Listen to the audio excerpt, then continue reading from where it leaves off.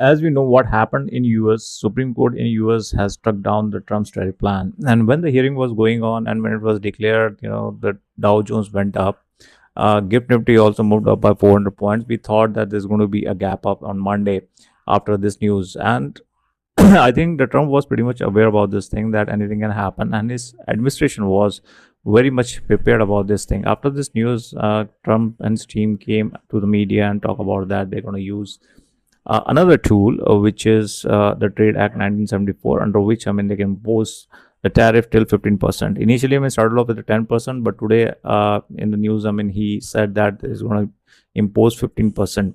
So now the thing is, there's a lot of volatility in the market, uncertainty in the market, and we don't know where the market is going. Especially the stock market.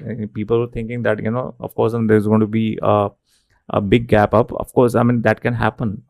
But whether that gap up is going to sustain or not, that is something that we need to see in coming days. On Monday, of course, going to see that thing. But at the same point of our time, parallelly, there's a conflict which is going on, between Iran, US, and Israel. And what is going to go, or what is going to happen there anytime soon? We're going to see the war.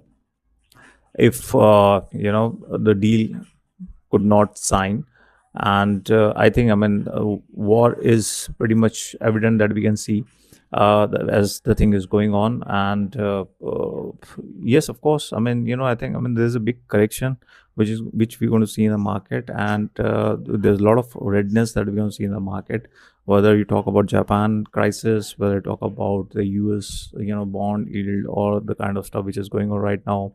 And if this war begins, then of course, a lot of corrections we're going to see. How the Indian market is going to react, I think, right now the Indian market has become a sandwich, just because of the sentiments which we have seen in the market.